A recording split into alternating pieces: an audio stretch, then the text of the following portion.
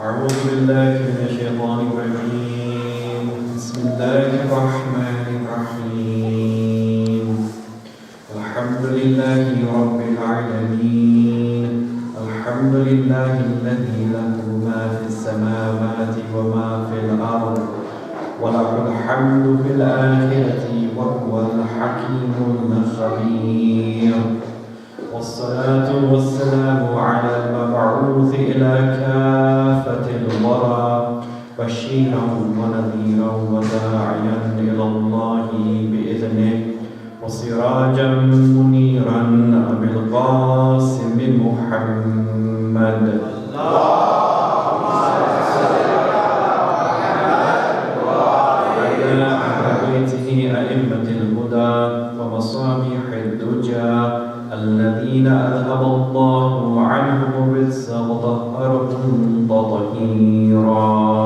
اللهم صل على محمد وآل محمد بعد فقد قال الله سبحانه وتعالى في كتابه الكريم بسم الله الرحمن الرحيم وعباد الرحمن الذين يمشون على الأرض هونا صلوا على محمد وعلى محمد اللهم صل على محمد وآل محمد. Respected elders, brothers and sisters in Islam, Assalamu alaikum wa rahmatullah.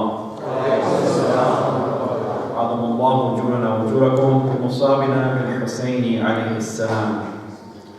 Inshallah, tonight we will conclude our discussion on the characteristics of the Ibadur Rahman. These characteristics that have been mentioned in verses 63 to 76 of Surah Al-Furqan, in which Allah subhanahu wa ta'ala describes those attributes of His true and sincere and exemplary servants.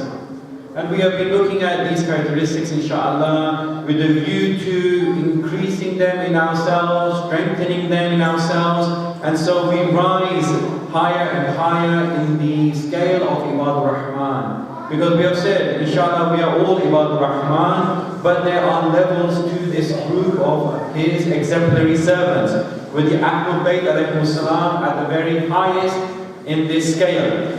And so we have also been seeing that how we can become Husayni, attain the wilayah of the Ahlul Bayt alayhimus salam. For indeed this was a requirement mentioned by the 8th Holy Imam in that tradition, when he talks about the rewards for the mourning of Abu Abdullah, Hurayyan, the son of Shabib. And he tells him that there are these great rewards, such as the forgiveness of all sins, such as being with the Ahlul Bayt in the highest levels of heaven. But he says that there is an essential requirement, and that is the wilayah of the Ahlul Bayt alayhimus salam, their divine authority. So we have been looking at this in an attempt to, inshallah, try and instill these attributes within us, get the wilayah of the Ahlul Bayt, and therefore merit those great rewards. In the process, we have also been applying each of these attributes to those who were there on the place of Karbala, to learn more about the events of Karbala, but also to see how this battle was really a battle between good and evil. A battle between the Ibadur Rahman on the one side and the Ibadur Shaitan on the other side. So up to date we have looked at 13 of these characteristics, and inshallah with your salawat we will start looking at the 14th one, inshallah.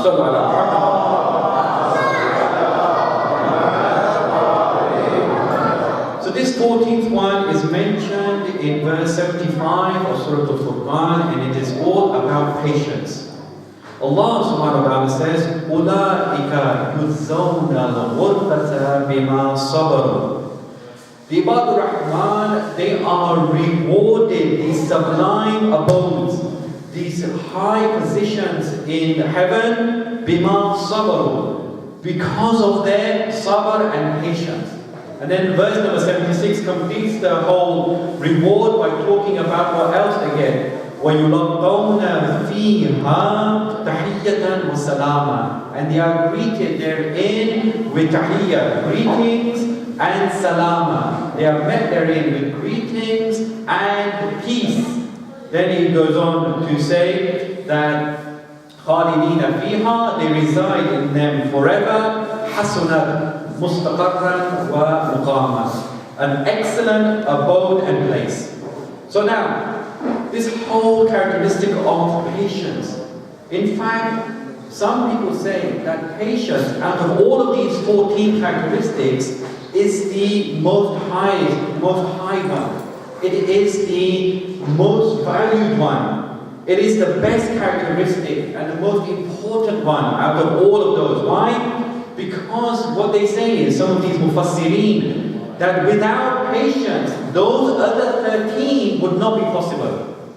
Allah subhanahu wa ta'ala mentions that they are rewarded for their patience at the end. Because without patience, even those other 13 that came before would not be possible for the Ibadur Rahman to have. Patience, somehow, it is central. All the other ones depend on the Ibadur Rahman having patience. Just to give you an idea of how important it is, as we have been doing on all of these nights, we can only look at one or two aspects of each of these characteristics. The one that I will look at is put forward by Amir al-Mu'mineen, Ali ibn Abi Talib, sallallahu alayhi wa sallam. In the Nahj al-Balagha, he explains exactly how important patience is with regards to spiritual development. He says that the relationship of patience with faith is just like the relationship of the head with the body. He says that just like without the head there is no goodness in the body, so too there is no goodness in faith without patience. Allahu Akbar. What a brilliant comparison. What Mawla Amir is saying in this tradition in Nahj Balagha is that if you consider the human body can live and can survive without many limbs, without arms, without legs, without eyes, many organs as well. Without them, the human body can still survive. But can the human body ever survive without the head? It can't. It is impossible. So therefore, for a physical life, the head is necessary. For a physical life, the head is absolutely essential. Now, what about the spiritual life? The spiritual life, in the same way, it is essential for a spiritual life to have patience. Without patience, there is no possibility for somebody to have a spiritual and religious life. This is how important it is.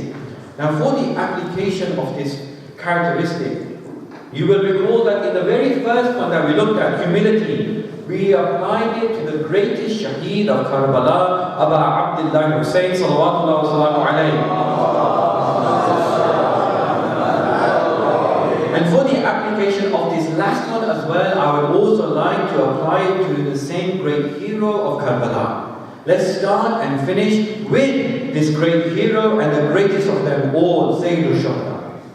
So with regards to the application of patience, of course, we see right from the start of his journey, even before he leaves Makkah, he has this patience and he talks about it. When he's about to head off to Kufa, he says that Rida Allah, Ridana Ahlul Bayt. Allahu Akbar. The ridaya and the pleasure of Allah is our pleasure, the Ahlul Bayt's pleasure. Then what is he going to say after this? He says, وَنَصْبِرُ عَلَى بَلَائِهِ. We are patient. We are patient with his tribulations. نَصْبِرُ عَلَى بَلَائِهِ وَيُوَفِّينَ أُجُورَ الصَّابِرِينَ. And he rewards us with the reward of the Sabirin. So right from the outset, Abu Abdullah is talking about this attribute of patience, even before he leaves for Iraq. So now, this first part that I mentioned, Rida Allah, Ridana Ahlul Bayt, is one of those things that we should really display in our rooms, in our places, wherever we visit, wherever we can look at it. Have it saved on our mobile. It is one of those statements which means so much. The ridaya and the pleasure of Allah is our pleasure. Let's look at this in a bit more detail, inshallah. First of all, it means that whatever the Ahlul Bayt do, they attain the pleasure of Allah, isn't it? Because it means Allah's pleasure and our pleasure, the pleasure of the Ahlul Bayt, they are one, they are united. So my brothers and sisters, it tells us, if we attain the pleasure of the Ahlul Bayt alayhimus salam, we are doing what? We are attaining the pleasure of Allah. If the pleasure of the Ahlul Bayt and the pleasure of Allah are one, therefore if we attain the pleasure of the Ahlul Bayt, automatically we are attaining the pleasure of Allah subhanahu wa ta'ala. So now we have this guidance for us, we have this standard to follow to attain the pleasure of the Ahlul Bayt alayhi salam. Let's look at this in a bit more depth. Why is it that the pleasure of Allah and the pleasure of the Ahlul Bayt are the same? Really the answer is because the Ahlul Bayt's hearts, they are the place of Allah's will. Ahlul Bayt's hearts, they are the manifestation of Allah's irada and His will. This is told to us by our 10th Holy Imam, Imam Ali al-Nabi sallallahu alayhi. Our 10th Holy Imam, he talks about this verse which is mentioned in two places in the Quran, in Surah Al-Insan and Surah Al-Takwir. The verse says, Allah subhanahu wa ta'ala in this verse says, وَمَا تَشَاءُونَ إِلَّا أَن يَشَاءَ اللَّهُ. You do not wish except that Allah wishes it. Now, what does this mean? The 10th Holy Imam explains this, that you do not wish except that Allah wishes it. The Imam says, إِنَّ اللَّهَ جَعَلَ قُلُوبَ الْأَئِمَّةِ مَوْرِدًا لِإِرَادَتِهِ. It means that indeed Allah has made the hearts of the Imams the place of His will. Allah subhanahu wa ta'ala has made the place of the heart of the Aimma alayhi salam the place of His will. And then He goes on to say, وَهُوَ قَوْلُ اللَّهِ وَمَا تَشَاءُونَ إِلَّا أَن يَشَاءَ اللَّهُ. This is the meaning of the word of Allah where He says, you do not wish except that Allah wishes. So the Imam, he explains that whenever they want something, Inna Allah, he says, فَإِذَا شَاءَ اللَّهُ شَيْئًا شَاءُوا. Amazingly, he says that whenever Allah wishes something, they wish it as well. So now, when we have this explanation, it tells us that indeed we must strive to gain the pleasure of the Ahlul Bayt, because whatever they do, they are manifesting His will. Allah subhanahu wa ta'ala manifests and reflects His will through their hearts and through their actions. So now let's look at this in even greater depth. When we look at how this works in practice, we can look at this wonderful verse and the explanation of it. It is mentioned in Surah Al-A'raf, verse number 8. Allah subhanahu wa ta'ala talks about this wazn on the day of resurrection. He says, وَالْوَزْنُ يَوْمَئِذٍ الْحَقِّ. The weight on that day, meaning the day of resurrection, is al-haq. Okay, this is the meaning of the verse. وَالْوَزْنُ يَوْمَئِذٍ الْحَقِّ. Now, this tells us therefore, on the day of resurrection, there is a scale. If you imagine a traditional type of scale, it has two sides to it, right? It has the thing, it has the place where the thing that is being weighed will go, and it has the place where the weight will go, isn't it? Perhaps you will remember the last time you bought something and the seller was using one of these scales. Like for example, in some of these traditional places, you go and buy a kilo of dates. The dates will be the things that is being weighed, and the person, the seller, he will put a kilo made out of iron or stone on the other side, and he will weigh the two. So now, when Allah subhanahu wa ta'ala tells us that on the day of resurrection there is a scale, I ask you, my brothers and sisters, what will be weighed and what will be the weight? This is the question we want to answer. Well, clearly, the verse tells us, in the continuation of this verse, that the thing that will be weighed will be our deeds. Our deeds will be weighed. The one whose deeds are heavier, that is the person who will be successful on the day of resurrection. He will be rewarded for that. The one whose deeds do not weigh much, they are light, that person will not be successful. That is the one who will be in loss. So now, clearly, the thing to be weighed is our deeds. That's fine. That's easy to understand. But now I ask you, what will that weight be? The Quran tells us, وَالْوَزْنُ يَوْمَئِذٍ الْحَقِّ. It will be haqq. So now, whatever is weighed with haqq will be the criteria for all reward. If it matches haqq, if it is weighty, then it will have reward. If not, it will not have any reward. So now, haqq is a very general concept. Can we narrow it down? What is meant by haqq? There are a number of places in our riwayah that tell us what this haqq is. Just one of these is a tradition from Rasulul Azam sallallahu alayhi wa sallam. He tells us very clearly what this haqq is. He says, Aliyun ma'al haqq wal haqqu ma'a Ali. Ali is with the truth, and the truth is with Ali. So now we have our weight. It is Ali wa awlad Ali. They will be the ones who will be the criterion. They will be the ones who will be the measure. They will be the ones who will be the standard of all of our actions. If our actions correspond to Imam Ali and awlad Ali, then they will have weight and they will be rewarded. They will be true because they correspond with the truth. If they do not correspond with Ali and awlad Ali, they will be lied because they will be false and therefore they will not be rewarded. This is why when Imam Hussain says, Ridallah, Ridana Ahlul Bayt, the pleasure of Allah is our pleasure, the Ahlul Bayt's pleasure. This is why when the 10th Holy Imam says that the hearts of the A'immah are the place of manifestation of Allah's will, this is because their will and their actions are completely in line with the will of Allah subhanahu wa ta'ala. Therefore, if we want to know, are we on the right track? Are we doing things correctly or not? What do we do? Like everything, we look at the standard, don't we? We look at what is the criteria to judge the truth. What is the yardstick to measure? Are we on the right track or not? Whether it's in work or our studies or in our social lives, we are always measuring with the perfect role models. The perfect role models are Ahlul Bayt alayhi salam. If they correspond to that, they will be true, they will have weight, and they will be rewarded on the day of resurrection. Sallu ala Muhammad wa ala Muhammad. Just a few more statements to just conclude this and emphasize this point even more. There are so many statements from in our traditions about this.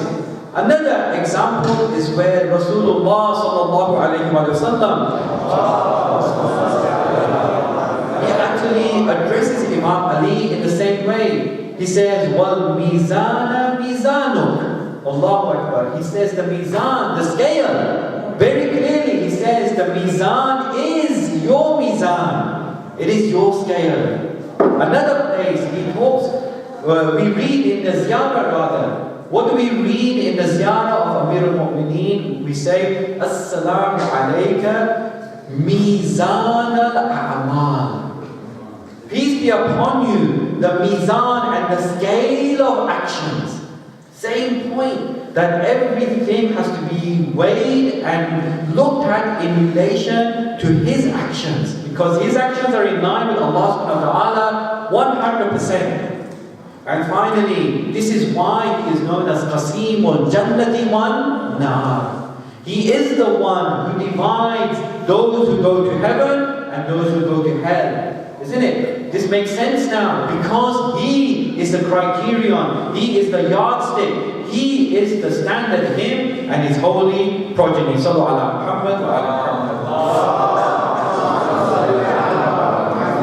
So as a summary, tonight we look at the final characteristic of the Ibadur Rahman. The characteristic of patience. People say that, some of the great Mufassirin they say that it is the greatest of all the attributes because the other 13 are somehow dependent on it. We saw that Mawla Amir compares patience to faith in the same way that he compares the head to the body. And we saw that why This is such a great attribute.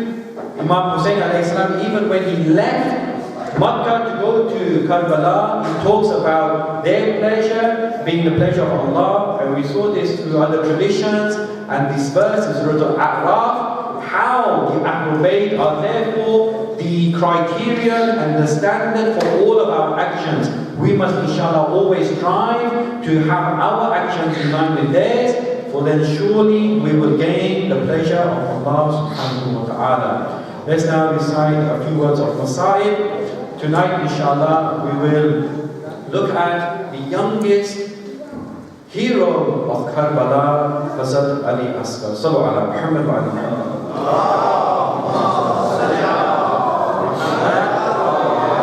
Sallallahu alayka ya Aba Abdillah.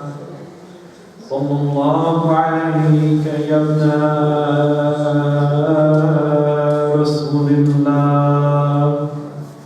صلى الله عليك وعلى الأرواح التي حلت بفنائك عليك مني سلام الله أبدا ما بقيت وبقي الليل والنهار ولا جعله الله آخر العهد مني لزيارتكم.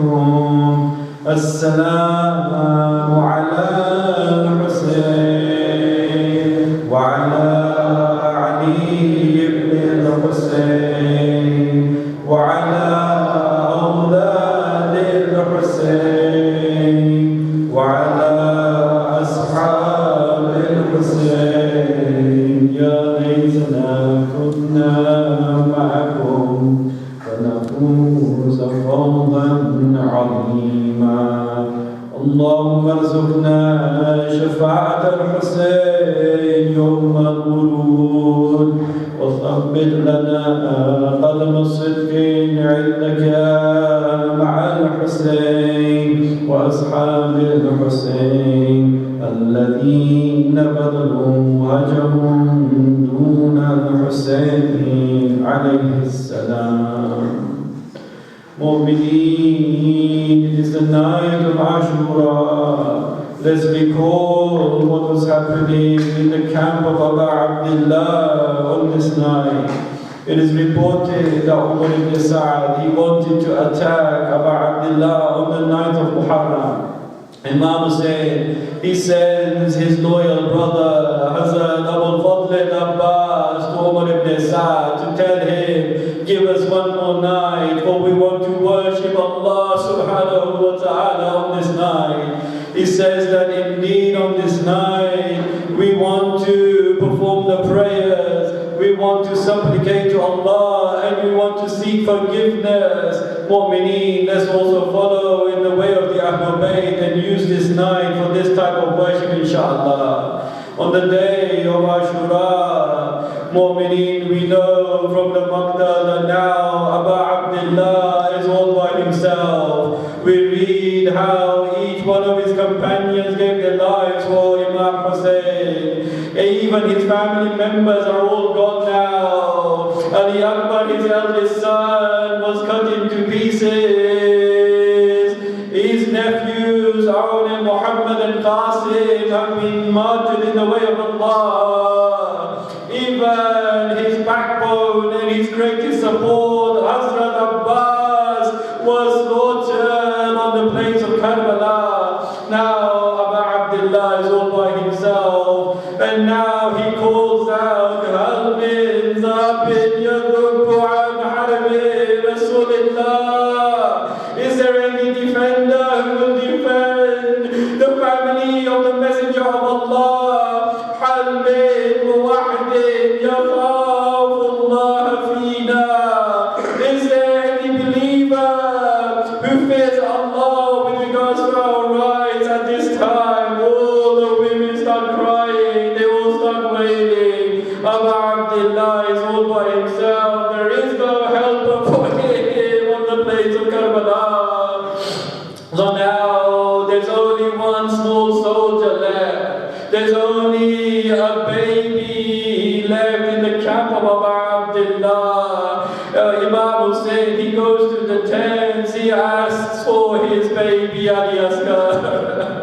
They bring out Ali-Asghar. Imam Hussein takes him in his arms. According to some reports, Hazrat Ali-Asghar is made shaheed there and then. But according to another report, Imam Hussein, when he takes him in his arms and he hears the cry of Ali-Asghar, he takes him towards the enemy soldiers. My brothers and sisters, Ali-Asghar was the youngest soldier of Abu Abdullah. Ali-Asghar, just like all the other soldiers, he also had a battle cry. But the battle cry of Ali-Asghar was the crying out of thirst.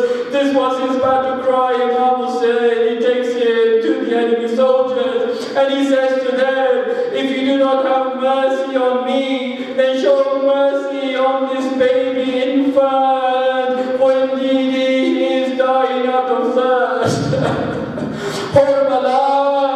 Hurmala takes an arrow and he aims it at the tender neck of this young baby boy. My dear brothers and sisters, you know, whenever an animal is slaughtered in Arabic, the word dhibah is used. Whenever an animal is slaughtered, this word dhibah is used. The narrator uses the same word to describe what the arrow did to Ali-Asghar's neck. فَضَبَهَا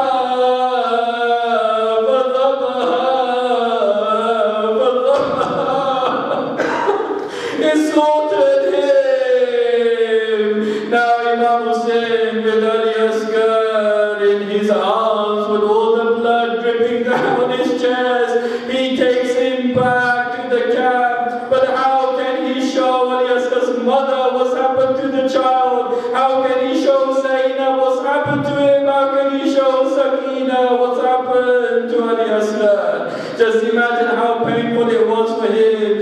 It is reported that Imam Hussein, he takes some of the blood that is running down his chest, he throws it up towards the heavens, but not a single drop of it fell down on the earth. He says that this affliction that has befallen me is made easier by the fact that Allah subhanahu wa ta'ala witnesses it. So now Imam Hussein, when he goes back, it is reported that with the handle of his sword, he digs a tiny grave. Just imagine how small this grave must have been.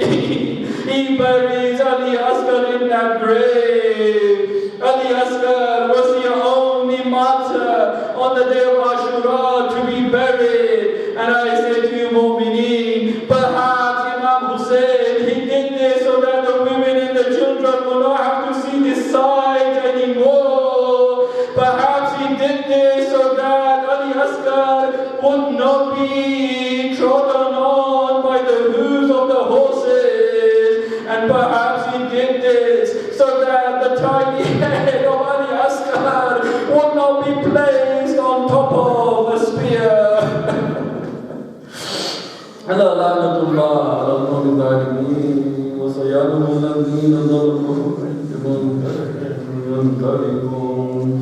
اللهم إنا نسألك باسمك العظيم الأعظم الأجل الأكرم يا الله يا الله يا الله يا الله يا الله يا الله يا رحمن يا رحيم يا مقلب القلوب ثبت قلوبنا على دينك. Oh Allah, by the right of Abu Abdullah and all the shuhada and usara of Karbala, we ask you to accept the following prayers. Oh Allah, enable us to be your true ibad. Enable us to always live and die with the wilayah of the Ahlul Bayt alayhi salam.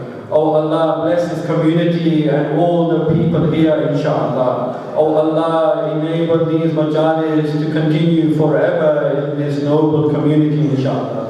Oh Allah, forgive us and our forefathers for our sins.